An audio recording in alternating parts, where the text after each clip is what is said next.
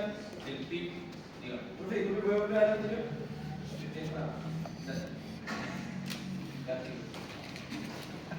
La resistencia de la vía aérea es la presión pico menos la presión meseta dividido en el flujo. Y el driving pressure es, cierto, la división de la pausa o presión de meseta menos el pico.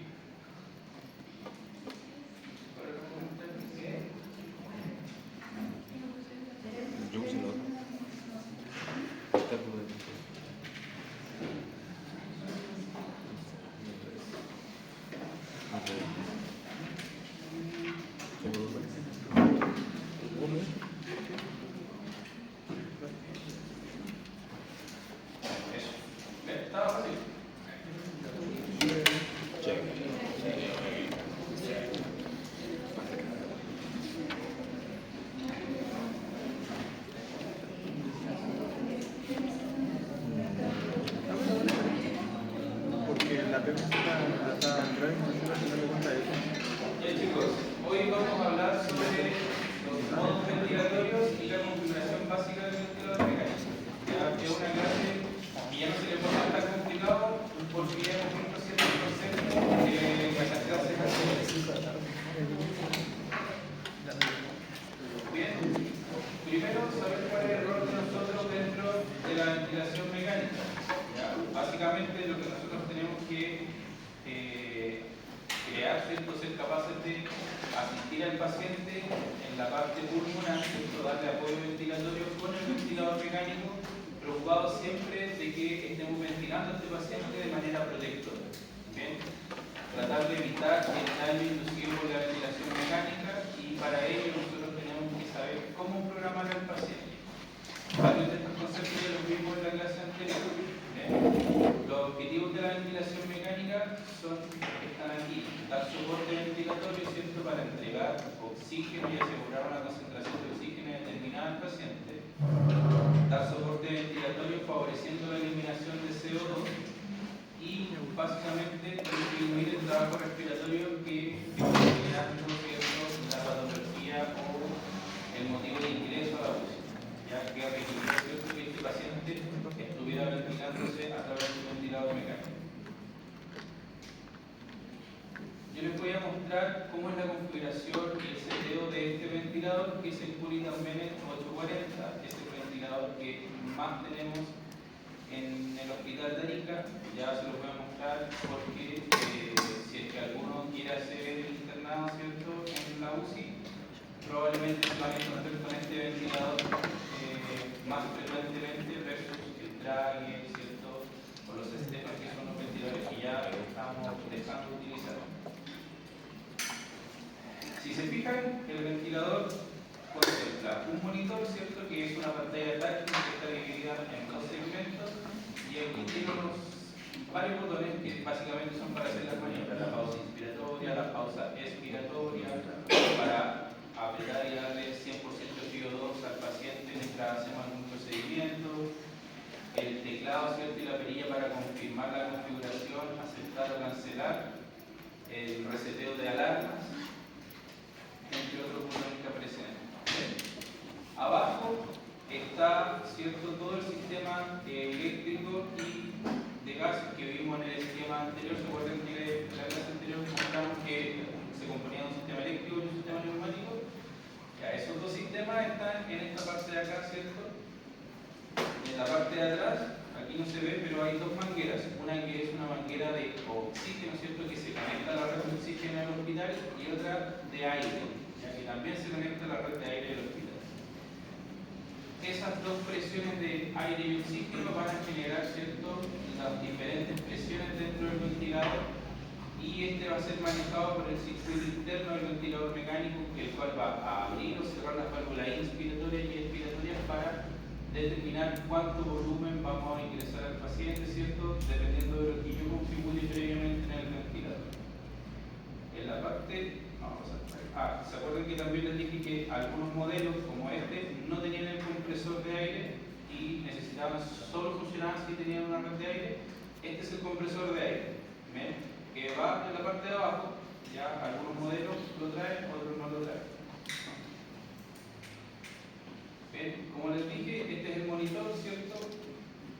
Aquí están los botones, esta es la pantalla táctil. En la parte de abajo está el puerto inspiratorio y expiratorio del ventilador mecánico. Este de aquí es el puerto inspiratorio. ¿Ya? De aquí sale el aire que va a generar la compresión neumática hacia el corrugado, a través del corrugado, y va a llegar al paciente a través de la unión del tubo orotraqueal y el corrugado birrano. Y este puerto de acá, ¿cierto?, es el puerto expiratorio.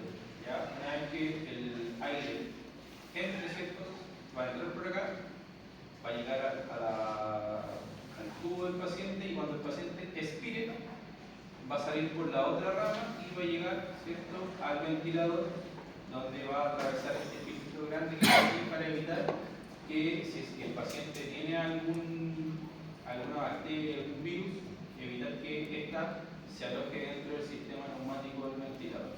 ¿Bien? Y por el otro lado, este filtro, ¿cierto?, que es un filtro antibacteriano, evita que, en el caso que hayan hecho una mala desinfección del ventilador mecánico y haya quedado algún virus o alguna bacteria dentro del ventilador, evitar que este pase, ¿cierto?, al paciente. ¿Bien? Entonces tenemos un puerto antibacteriano y otro filtro antibacteriano en el puerto expiratorio. ¿Dudas con eso? Bien. Nosotros, antes de realizar la programación del ventilador, tenemos que armarlo. Y armarlo significa instalar estos filtros que les mostré anteriormente: el filtro inspiratorio, que es un filtro bacteriano, y el filtro expiratorio, que también es un filtro bacteriano, que, como les decía, evita la contaminación cruzada.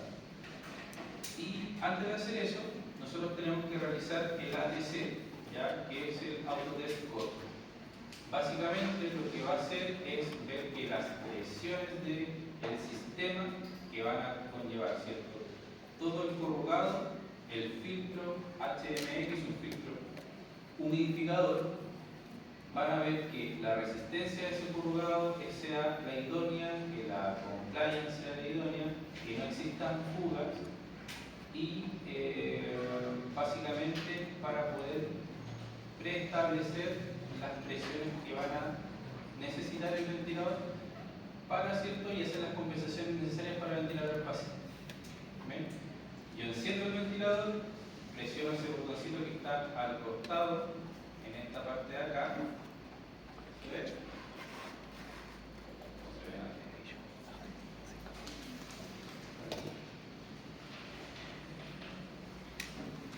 Aquí al lado está ese botoncito, que es el botón de test. ¿Ven? Yo lo presiono y me va a enviar, ¿cierto?, a la prueba de ATC, que es esta de acá. Y si se fijan, hay varios parámetros que tienen que ir viendo. Yo ya previamente le había hecho el seteo y había pasado todas las pruebas. Voy a poner un video.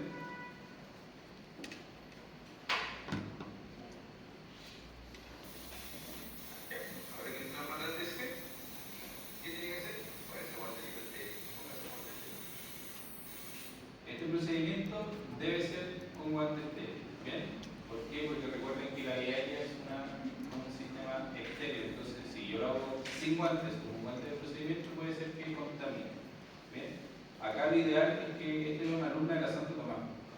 Lo ideal es que ella esté con una pechera de manga larga. ¿Bien? ¿Por qué? Porque puede ser que se toque su ropa y contamine de igual forma. Como yo ya había hecho el seteo y era un seteo de práctica, ella no lo tiene, ya, pero debería ser un guante estéril y pechera. Ese kit que aparece ahí abajito, es el kit que trae para el 840, trae el corrugado birrama, el filtro bacteriano que va del puerto inspiratorio y el filtro bacteriano del 840 que va en el puerto expiratorio. ¿Ven?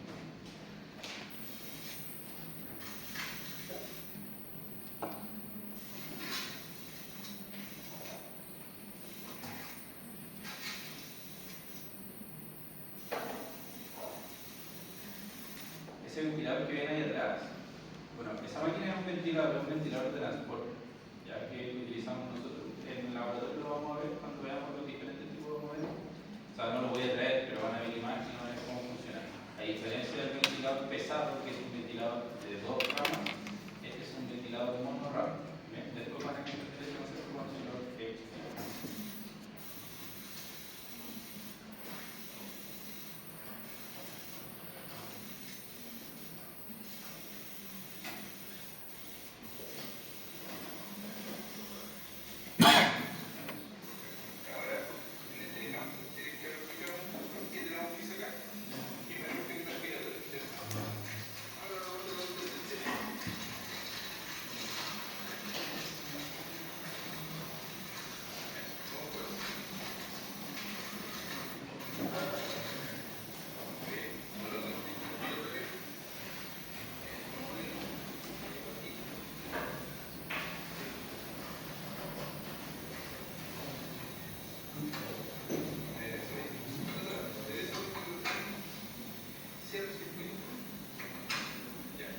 Ojo, importante eso. Cuando yo voy a hacer la programación, antes de hacer el ATC, coloco el filtro expiratorio y tengo que cerrar la válvula. Si es que yo no cierro la válvula y realizo el ATC sin cerrar la válvula, cuando realice las fugas y la compliance y la resistencia del corrugado, me va a arrojar error y no me va a dejar pasar las siguientes pruebas porque va a estar jugando todo ese aire que va a ingresar, que debería quedar sellado en la vía aérea, se va a escapar. ¿Ven? Por eso es importante siempre hacer ahora. El filtro que sale del paciente del ventilador. Ese.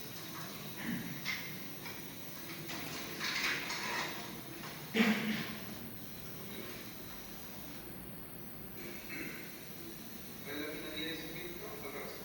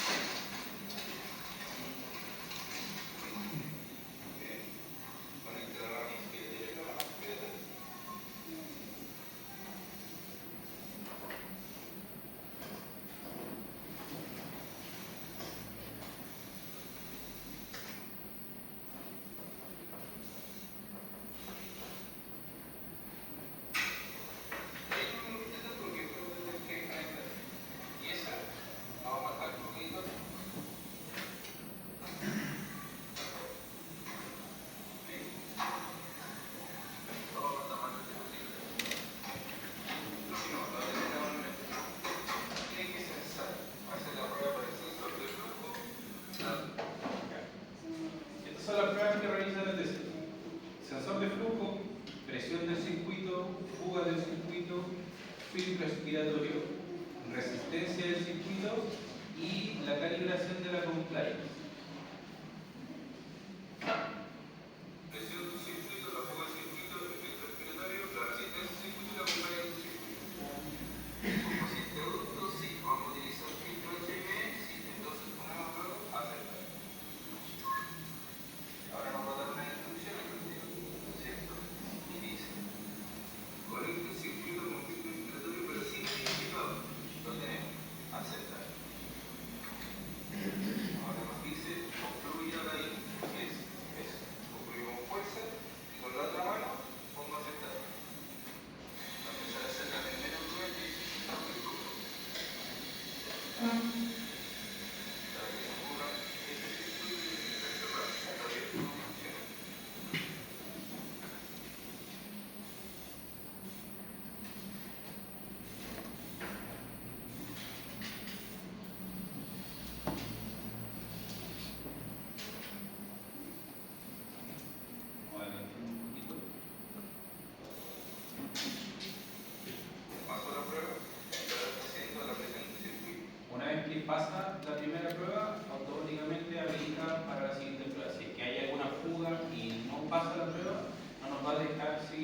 configurando la TC. ¿Bien?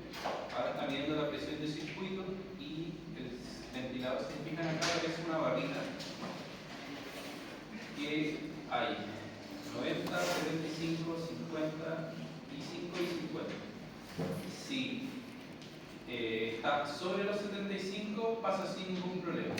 Si está entre los 55 y los 75% de fuga, las pasa pero con alerta, quiere decir que o el curvado puede estar roto o el filtro puede estar roto y está perdiendo presión de aire. ¿Bien? Y si está por debajo del 55 no va a pasar la prueba. ¿Bien? Ya tiene tres reglas. Si se mantiene entre la 75 pasa la prueba. Si fuga más de 75 y entre 75 hay una alerta, pero si fuga más de 50, que falla la prueba. Ya vemos que pasó la prueba, que la fuga es de 40. Ahora, el ventilador es inteligente, entonces él nos va a ir avisando qué es lo que tenemos que hacer en cada paso. ¿Ya? Ahora nos va a pedir que conectemos la rama expiratoria del filtro expiratorio. Ahora que entramos a la TC, ¿qué tiene que hacer? Con eso ahora, 25 y entre 25 hay una alerta, pero en el lugar más de 50, que falla la prueba.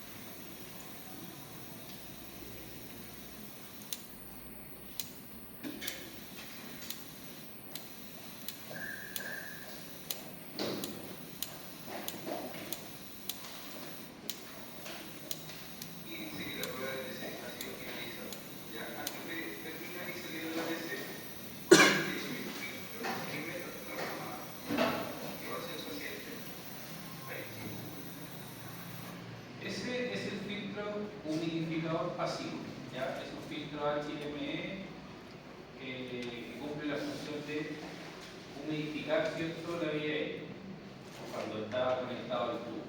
¿Por qué? Porque la humidificación fisiológica que nosotros tenemos, ¿cierto?, es la termohumidificación que entrega la nariz. Pero al estar conectado al tubo, nosotros perdemos esa termohumidificación y la que reemplaza aproximadamente en un 90% es el filtro HMS, ya que es el filtro humidificador. ¿Y para qué sirve? Porque yo cuando tengo una vía aérea sin humidificación, voy a empezar a la media hora a generar cambios endoteliales dentro de los cilios y van a empezar a morir con el tiempo y eso va a aumentar las secreciones, los taponamientos y finalmente va a complicar la condición de paciente. ¿Okay? En cambio, si está humidificado, eso no ocurre.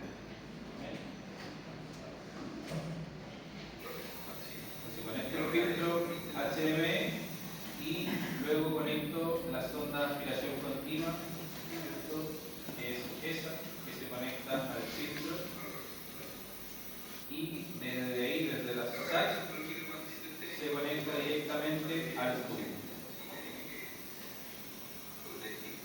Luego eso se deja con un guante técnico en espera de que llegue el paciente.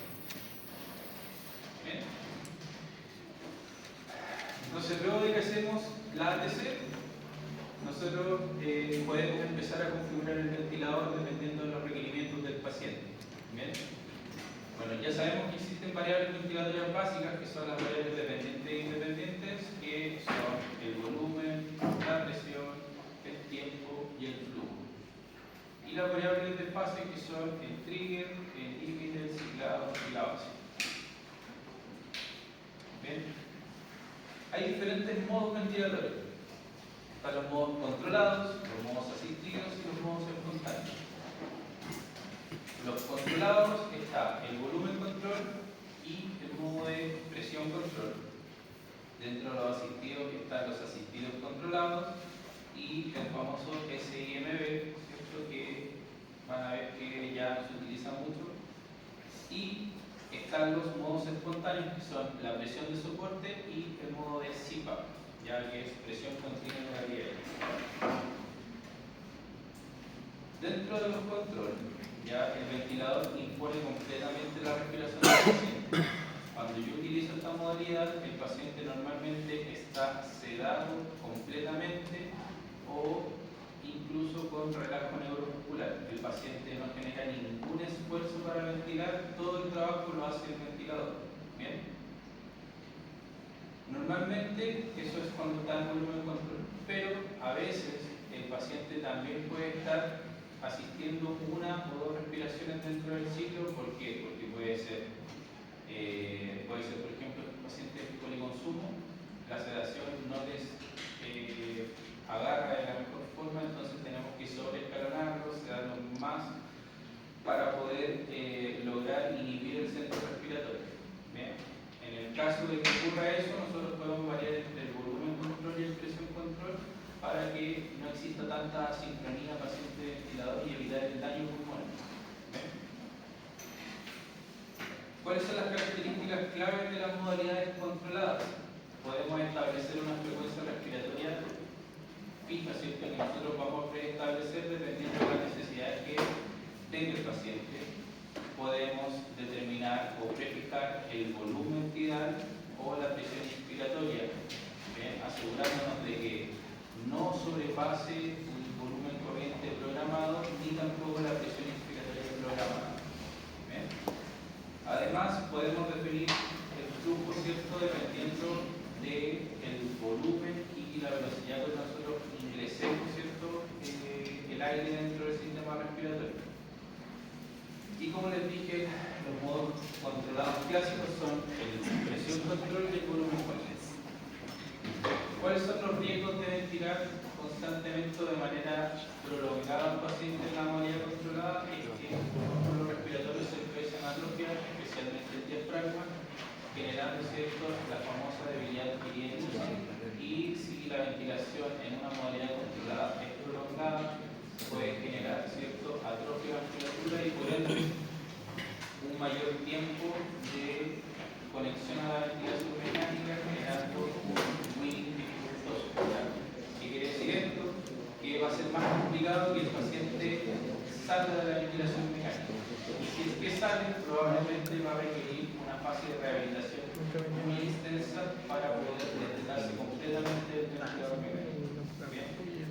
Otro riesgo que es muy común son las asincronías paciente-ventilador. Las asincronías paciente-ventilador, como su nombre lo dice, son desfases dentro de lo que está programado por el ventilador versus la demanda que tiene el paciente.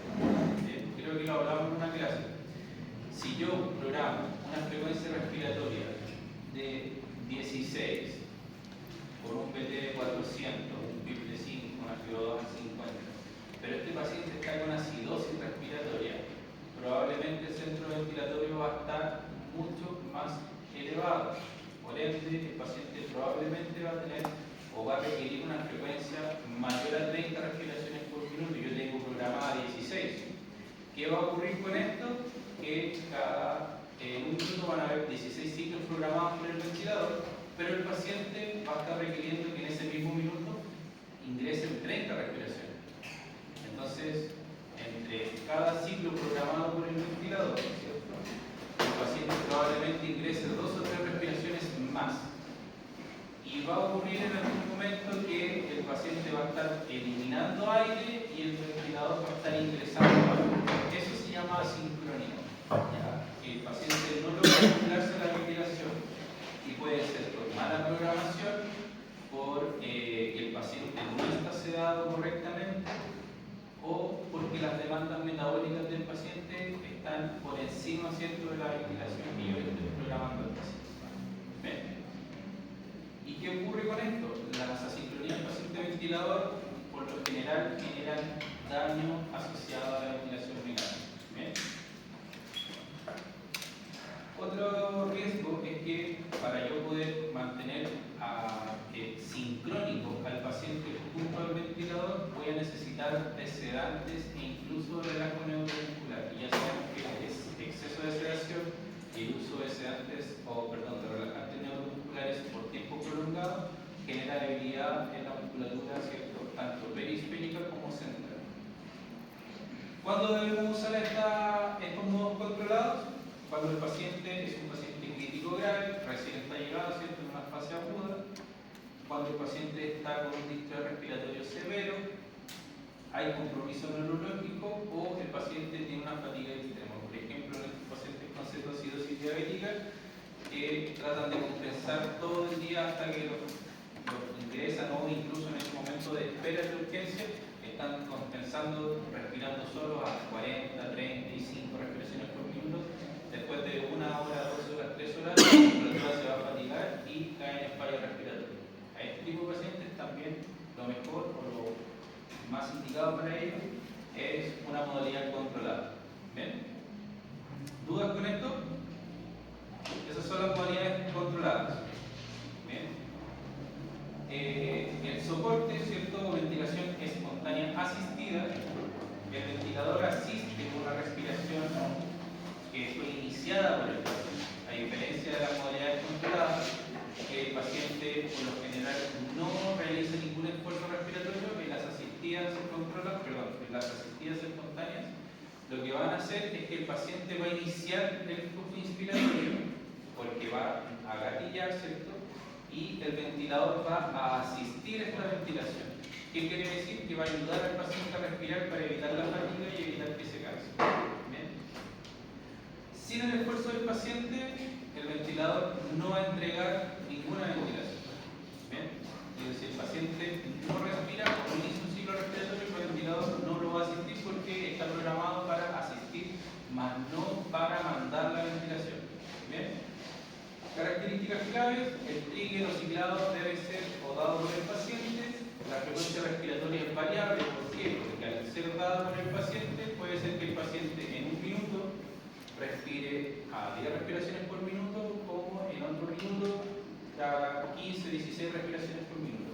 Bien, eso va a ser variable y con ello la frecuencia variable va a generar un VT variable, un volumen minuto variable, lo cual va a significar que si yo no estoy vigilando y monitorizando al paciente constantemente, o puedo generar que se fatigue más, o que el paciente esté haciendo un sobreesfuerzo y eso va a terminar dañando el pulmón del paciente y complicando, ¿cierto?, esta condición de distrés respiratorio. ¿Dudas con esto? Entonces, un ejemplo típico son en soporte, es la presión soporte, ¿cierto?, el PSP, y el CPAP, que es una presión continua en la vía aérea. Son los dos ejemplos clásicos, ¿cierto?, de esta ventilación espontánea asistida. El paciente en todo momento mantiene el control del ritmo, ya él inicia el trabajo respiratorio y el ventilador lo asiste, solo riesgos, fatiga si el soporte es insuficiente y volúmenes altos si es que el esfuerzo es excesivo. ¿Cuándo se usan? Cuando el paciente está en esta transición de fase de mejoría donde ya pasó de su gravedad, que lo mantuvo en un asistido controlado y ya está en procesos o inicio de la fase de Whitney. Estamos en fase de realizar pruebas de ventilación espontánea para ver cuál es su patrón ventilatorio sin el apoyo al 100% del ventilador mecánico. ¿Bien? ¿Dudas con esto? ¿Sigue siendo invasivo? Sigue siendo invasivo, aún no pasamos a lo invasivo. ¿Ya? Estas son las modalidades controladas, los modos ventilatorios en ventilación invasiva. ¿Ya? De todas formas, cuando hablemos de ventilación mecánica no invasiva, vamos a hablar de los mismos conceptos. La diferencia es que el soporte ventilatorio no va a estar dado a través de una interfaz que va a invadir la vía aérea del paciente, sino que más bien a través de una interfaz que va a ser sobre la cara del paciente o sobre la boca y la nariz, ¿cierto?, como sobre los ventiladores en el vacío. Vamos a utilizar una interfaz espacial. ¿Dudas?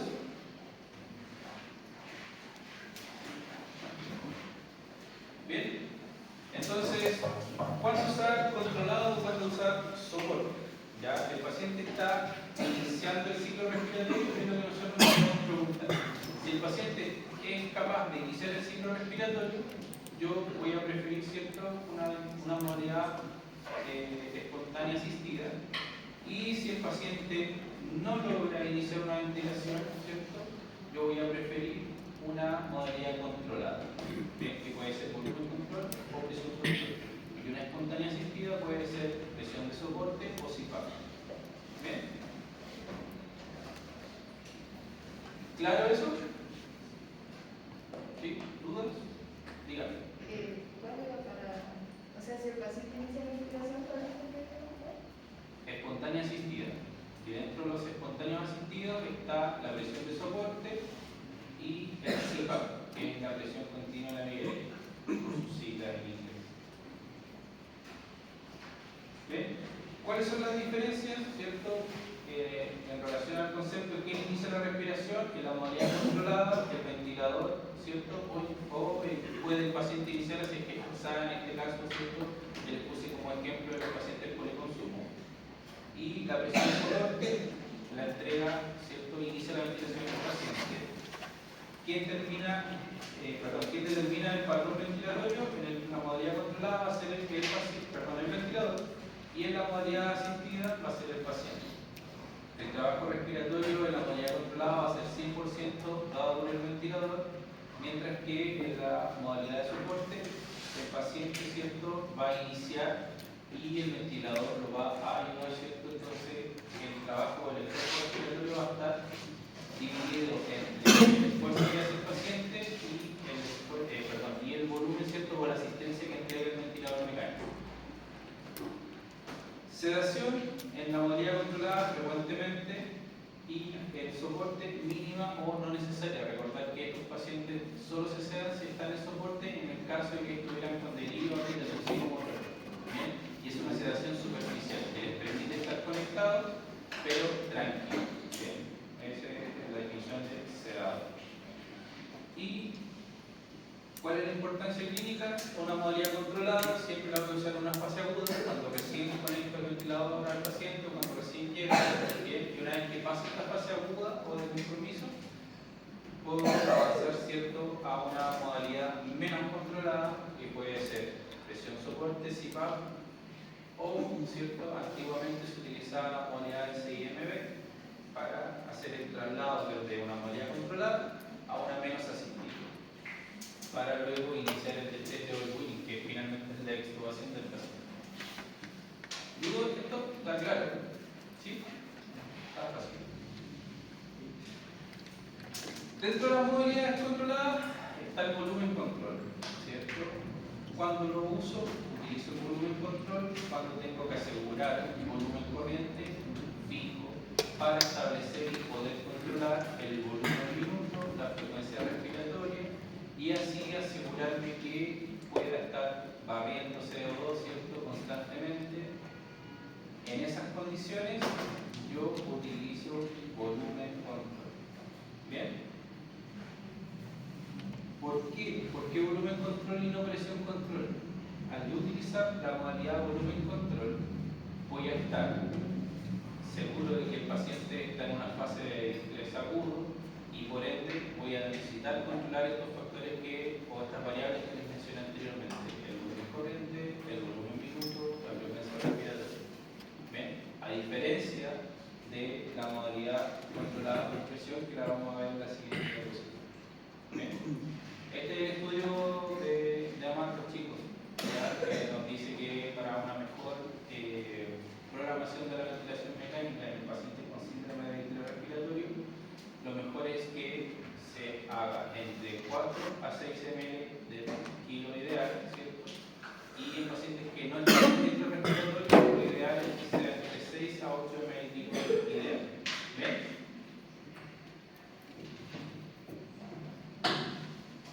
Ahora, esta es la pantalla que ustedes van a ver cuando vean, ¿cierto?, un paciente que está programado en ventilación controlada por volumen, van a ver una curva de presión que va a ser un aumento de presión y luego va a ser, ¿cierto?, creciente como en diagonal.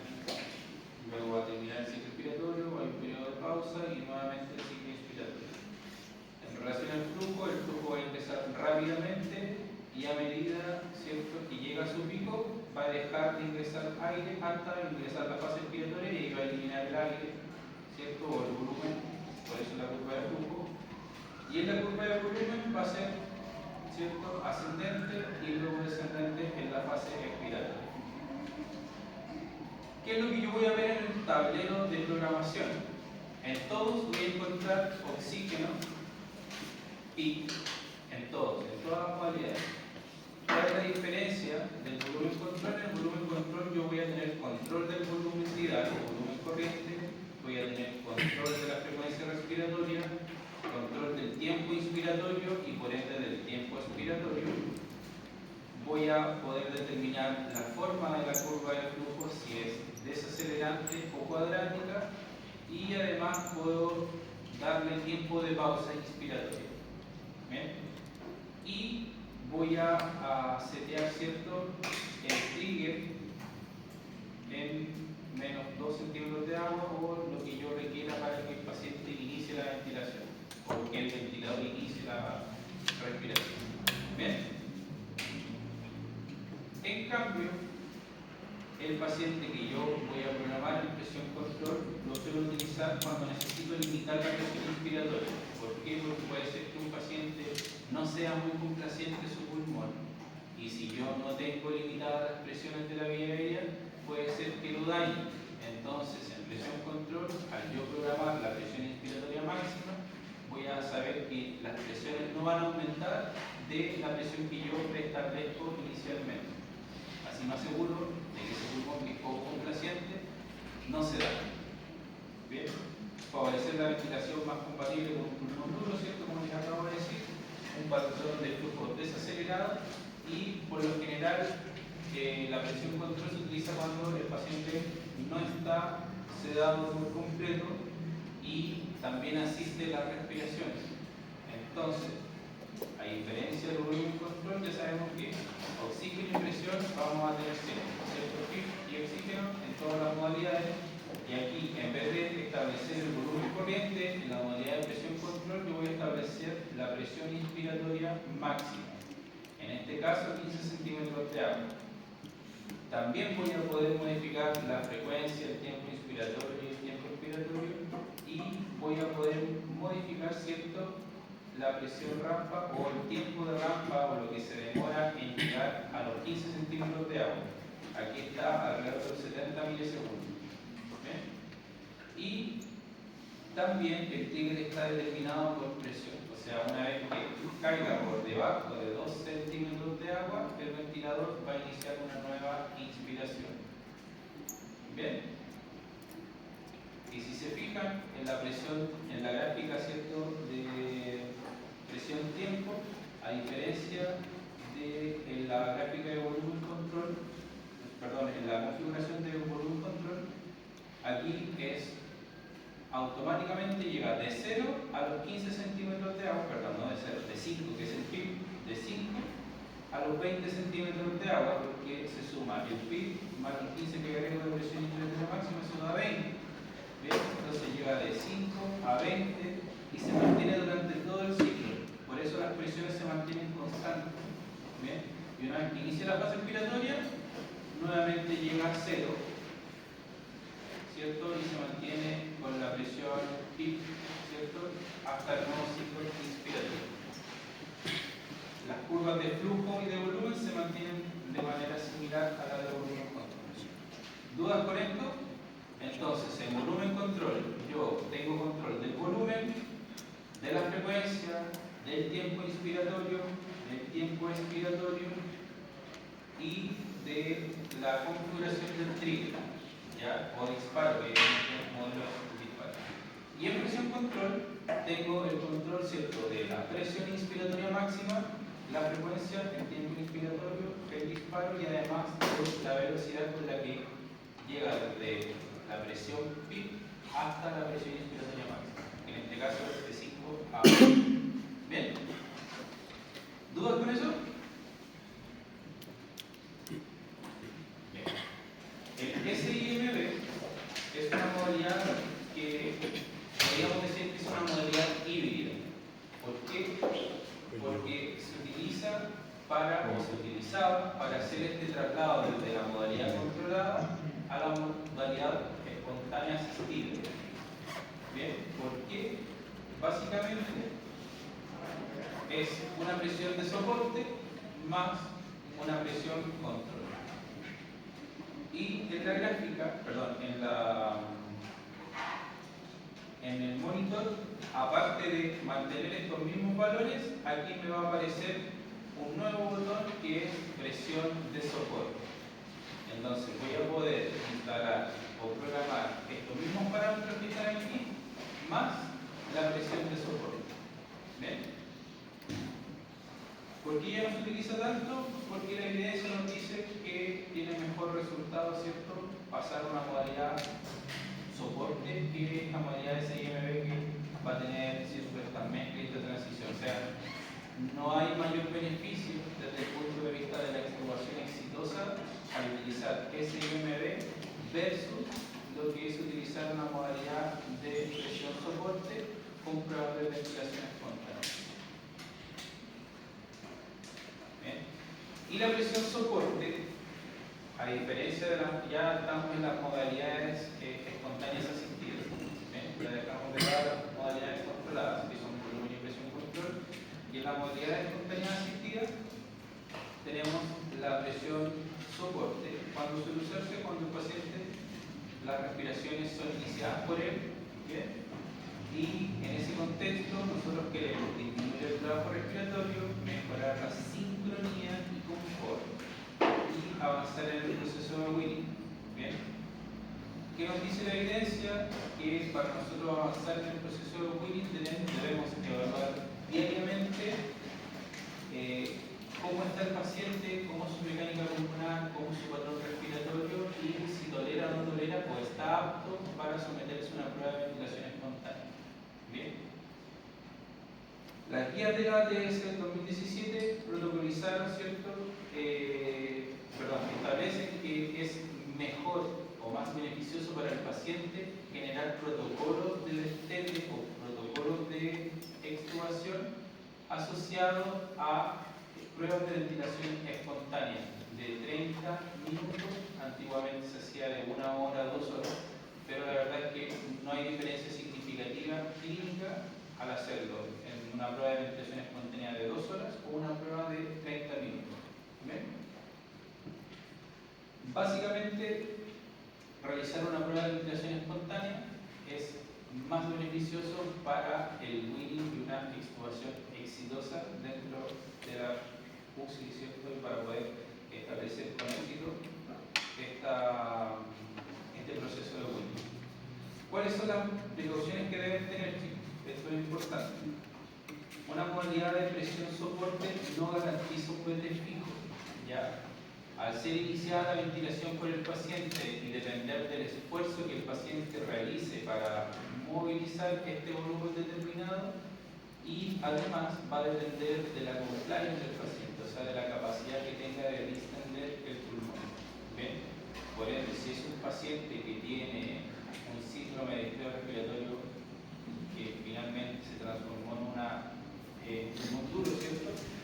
Si yo tengo este paciente en presión soporte, probablemente va a mover PTs o volúmenes corrientes muy bajos y va a compensar aumentando la frecuencia respiratoria. O básicamente va a generar un esfuerzo excesivo y va a terminar cansándose y dañándose. En ese caso, cuando el paciente tiene esas condiciones que son desfavorables, lo que se indica, ¿cierto?, es realizar una traqueostomía. Se sugiere con el equipo médico realizar una traqueostomía para disminuir el esfuerzo que realiza el paciente y poder de esa forma, a través de un protocolo de conexión prolongada, realizar el winning exitoso de este paciente. ¿Bien? Entonces, por eso es importante saber que el la presión de soporte no nos va a entregar un VT fijo. Un esfuerzo desmedido puede generar VT elevado y terminar dañando el pulmón por volutrauma. ¿Ya? Además que la fatiga puede provocar hipoventilación al paciente al estar respirando solo, ¿cierto? Y solo recibir asistencia del ventilador.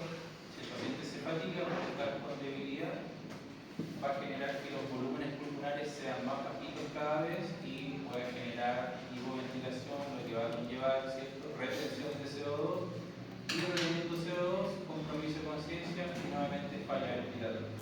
Bien, es importante siempre estar vigilando el volumen corriente, la frecuencia respiratoria del paciente, el patrón ventilatorio y los signos de fatiga, que son desaturación, taquicardia, mala mecánica pulmonar.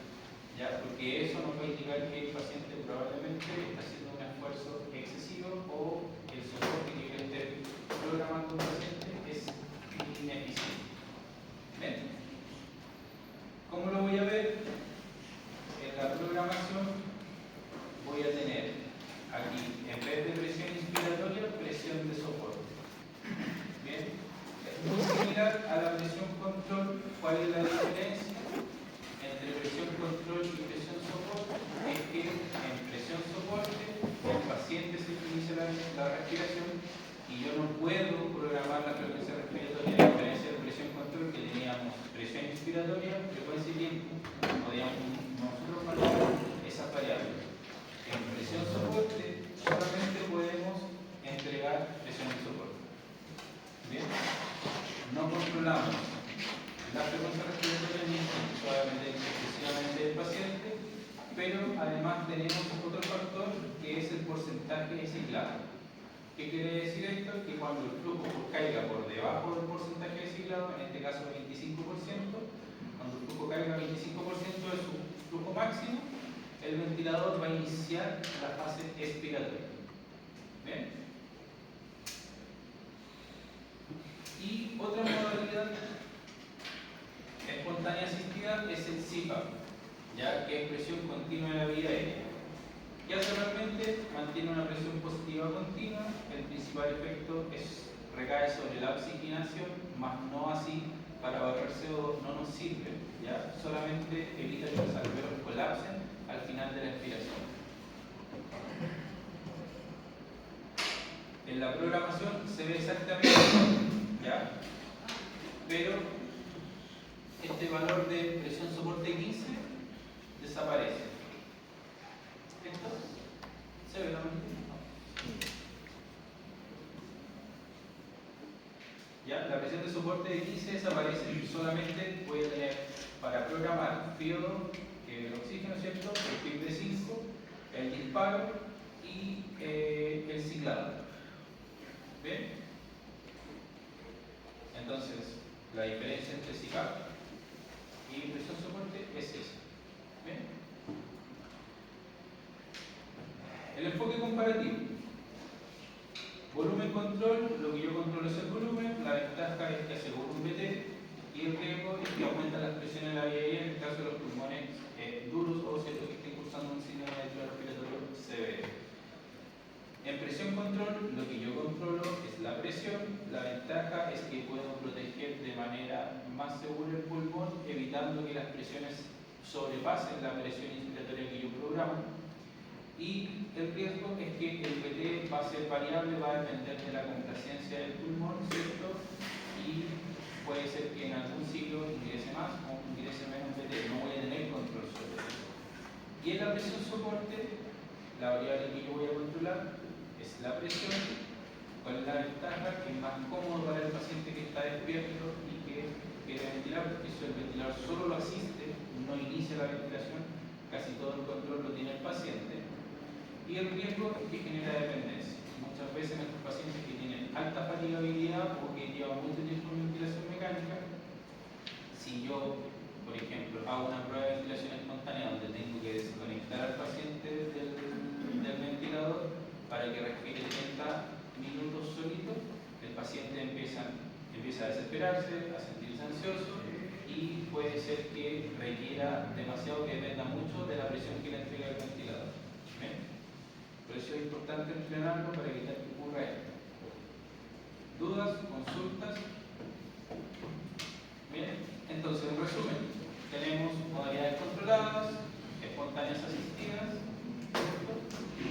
Dentro de las controladas está volumen control, presión control. De ellas la diferencia está en que en el volumen control yo mantengo un PL asegurado, frecuencia respiratoria asegurada, volumen minuto asegurado.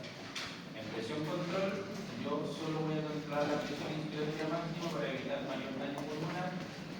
¿Puedo programar la frecuencia respiratoria? Sí. ¿Puedo programar la presión inspiratoria? Sí. ¿Puedo manejar el volumen corriente y el volumen minuto? No. Ya eso es variable. Y en las modalidades espontáneas asistidas, puede el paciente va a iniciar sí o sí el ciclo inspiratorio, pero no el ventilador solamente lo va a asistir en este inicio para evitar la fatiga o entrenarlo para que una vez ya el paciente se encuentre mejor pueda desistir de la ventilación mecánica sin depender de ella. ¿Bien? Pueden ser modalidades presión soporte, CPAP o ambas, que es presión de soporte, o sea, CPAP más presión de soporte. ¿Bien? ¿Claro? Ahora, la configuración inicial. Hasta que la clase hasta las 4:20. 4:25. ¿No? 4:15. Ah, quedan 3 días. Y ahora, para hacer la configuración inicial, debemos establecer cuál es el modo ventilatorio que vamos a utilizar. ¿Cierto? Que puede ser volumen control, presión control, SIM, CPAP o CPAP más presión de soporte. Determinar si voy a necesitar asegurar volumen minuto, BT, o si tengo un pulmón duro y voy a necesitar protegerlo para determinar si voy a utilizar BTS alto o presión inspiratoria. La recomendación, ¿cierto?, de las guías clínicas recomiendan que los síndromes respiratorios sea entre 4 a 8 ml kilo de peso ideal, y para un paciente que no está cursando un volumen respiratorio de 6 a 8 ml kilo de peso peso ideal. ¿Bien? La frecuencia respiratoria la voy a ajustar dependiendo de las necesidades del paciente. Si el paciente está en una acidosis respiratoria o metabólica y yo puedo compensarlo desde el punto de vista respiratorio, voy a programar inicialmente frecuencia respiratoria alta. Bien, si es que lo desconozco, controlo gases arteriales y en base a eso programo, ¿cierto?, la frecuencia respiratoria. La FiO2 inicialmente siempre alta, y una vez que yo me asegure que el paciente está saturando bien, puedo ir titulando hacia la baja la FiO2 para evitar, ¿cierto?, la intoxicación por oxígeno, que también ocurre, además que en un paciente que está hipercárnico y yo ingreso demasiado oxígeno, ¿cierto?, más de lo que requiere, por ejemplo, los pacientes con fibrosis pulmonar y generalmente engrosamiento de la barrera alveolo-capilar, lo que voy a generar es que existe una competencia entre el oxígeno y la CO2. Finalmente voy a tener mayor retención de CO2 por estar exagerando la administración de oxígeno. ¿Bien? Entonces siempre titulando la baja dependiendo de la condición y la patología del paciente. Y el PIB, si está en un síndrome respiratorio, idealmente un PIB alto, siempre y cuando nos permita mantener una compliance adecuada, con un drive pressure protector menor a 15 centímetros de agua, una presión plató menor a 30 centímetros de agua. Básicamente lo que necesito saber es eso, que el paciente esté ventilando de forma protectora.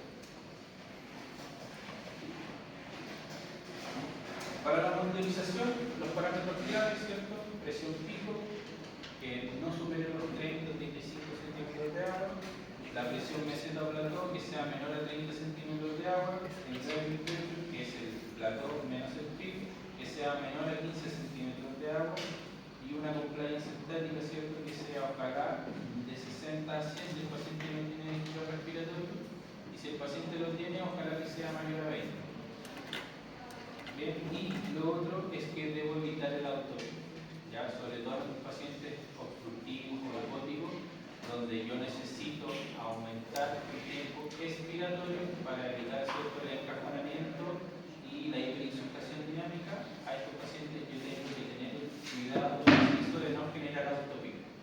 ¿Por qué? Porque si yo hago un ciclado prematuro o que el ciclo expiratorio finalice antes de tiempo, voy a generar atrapamiento aéreo constantemente. ¿Bien? Por eso en los pacientes epóticos la relación IE por lo general es mucho más alta la fase expiratoria para evitar, ¿cierto?, el atrapamiento aéreo y favorecer la eliminación de ese aire atrapado, disminuyendo la insuflación dinámica y por ende la retención de CO2 en pacientes que claramente ya de base retienen CO2. ¿Ya? ¿Dudas con eso? ¿No? ¿Claro? ¿Ven? Entonces, para una ventilación protectora, vete bajo. En el ensayo de esta guía de respiradores se estableció por estándar un vete bajo para el respiratorio de 4 a 6 ml, pacientes sin distrés respiratorio de 6 a 8, presión plató baja, mantener menos de 30 como estrategia protectora, un menor a 15, ¿cierto?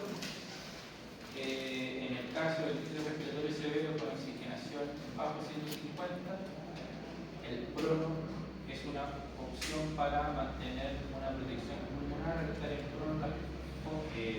Las zonas de mayor distensibilidad quedan hacia abajo y las zonas con mayor perfusión quedan hacia arriba, entonces eso protege el pulmón y asegura el intercambio gaseoso y la neurocognición. ¿Bien? Entonces, en resumen, distrés respiratorio, calculamos el BT para 4 a 6 ml de peso, si no hay distrés, de 6 a 8 ml por peso ideal, plató menor a 30, driving pressure menor a 15, y si el paciente que está con distrés severo que requiere o que tiene un problema de intercambio muy grande, la posición prono nos va a ayudar, ¿cierto?, a generar este cambio y este beneficio del paciente. ¿Dudas?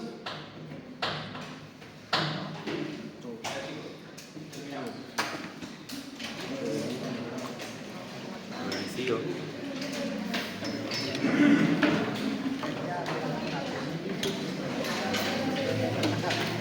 ¿Viste? Claro. Vos también tenés una guada. Ahí jugando.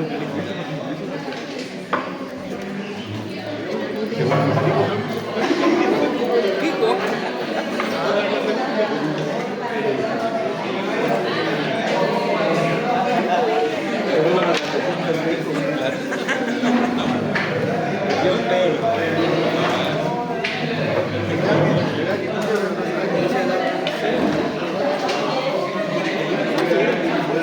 ¿Segura? ¿En clase, hermano? No, loco, anda con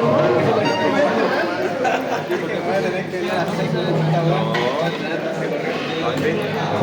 ¿La 1 o la